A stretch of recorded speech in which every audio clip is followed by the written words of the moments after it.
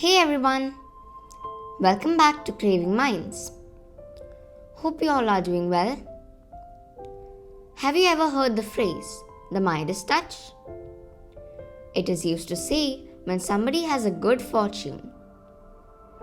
It comes from the Greek mythological story of King Midas.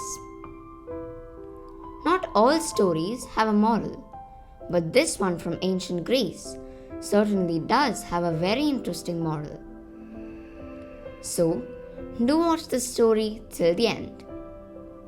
Now let's dive into the story.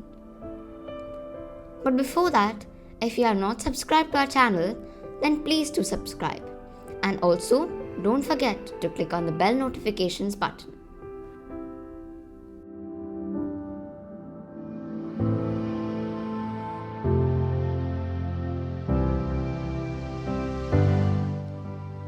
The story of King Midas is a Greek mythological story. Many years ago, there lived a king named Midas. He was a king of great fortune who ruled the country of Phrygia in Asia Minor.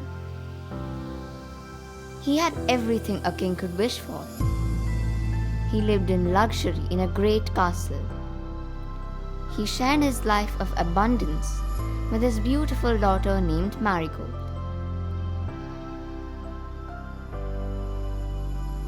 Even though he was very rich, Midas thought that his greatest happiness was provided by gold. He had a lot of gold, but he always wanted more gold.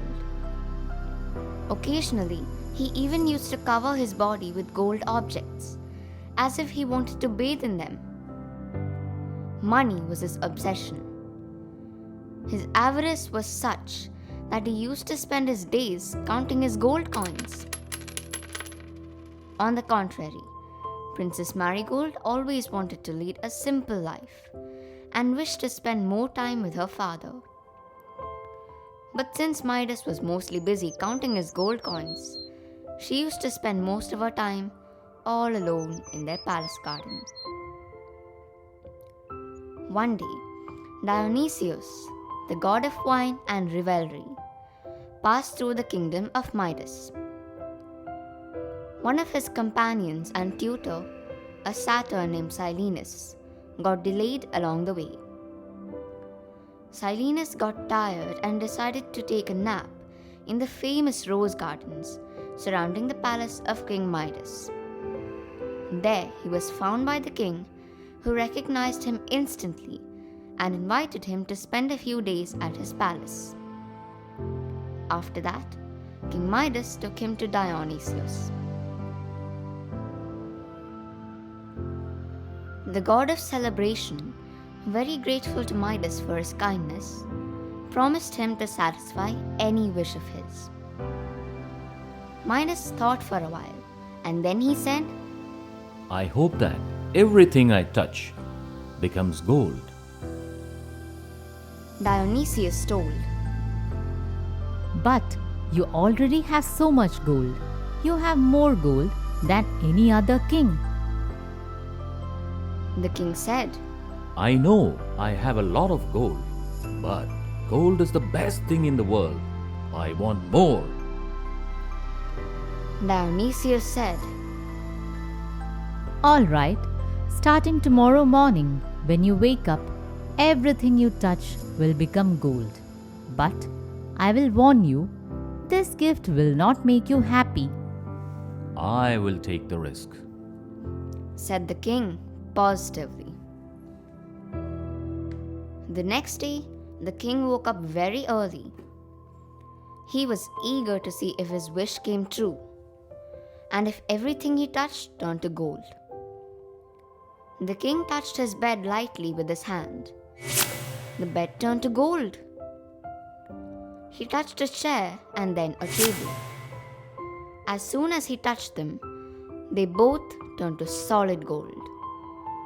The king felt extremely happy. He ran around the room, touching everything he could see. Everything turned to shining yellow gold.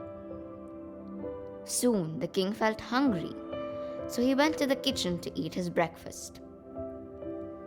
He sat at the table to have breakfast and took a rose between his hands to smell its fragrance. When he touched it, the rose became gold. I will have to smell the fragrance without touching the roses, I suppose. He said in disappointment. Without even thinking, he picked up a glass of water and tried to drink it, and the water turned to gold. He couldn't drink any water. He wanted to eat some bread, but when he touched the bread, it turned to gold. He wanted to eat some eggs, but when he touched them, they turned into gold. He couldn't eat anything. Everything was gold. His young daughter, Marigold, was so confused and horrified at seeing what was happening. Marigold walked towards her father to give him a hug. But as soon as King Midas touched her, she turned into a golden statue. She couldn't move. Now the king had a feeling of great fear in his heart, and he felt as if all his joy had been taken away.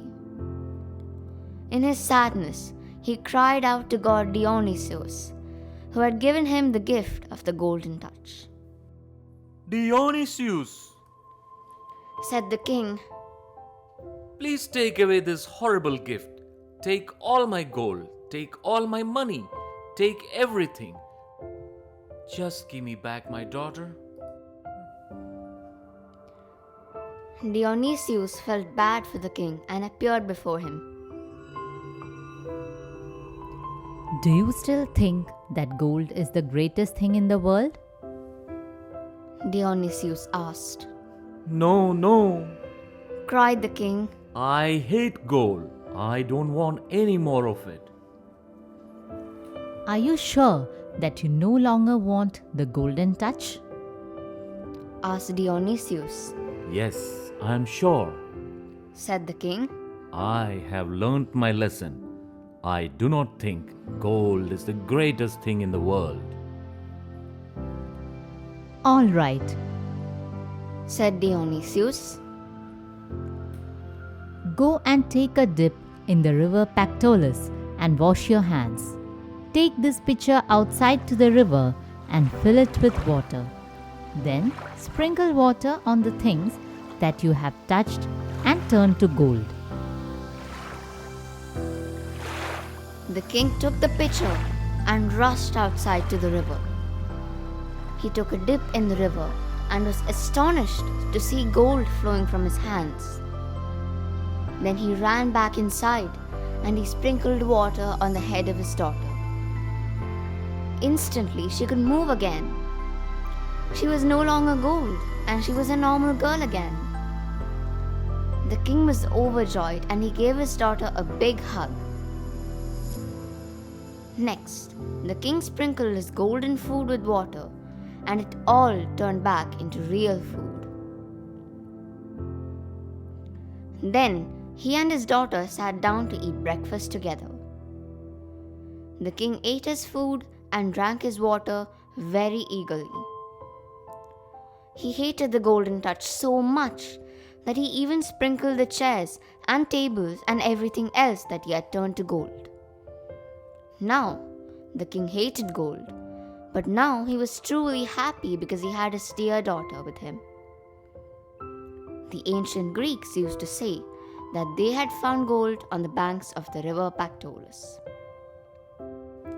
Moral of the story: an excessive love of riches squeezes the truly valuable things out of life. Distorted values lead to tragedy. Sometimes getting what you want might land you in bigger trouble than not getting what you want. Unlike any game where players can be substituted, the game of life may not have any substitutions or replays. We may not get a second chance to reverse our mistakes and misdeeds as the king did. If you all like the story and its moral, please do give it a thumbs up. It has a connection with today's modern world too. King Midas' greed invites us to think and realize the consequences that may lead us to become slaves of our own desires. Some people are so eager to make money from natural resources, and in turn, we pollute and ruin our earth, just as King Midas turned everything into gold because he was so greedy. But, unlike the king, later in life, we won't be able to get back the natural resources even if we want to. So, always think very deeply before making choices. Bye bye and take care.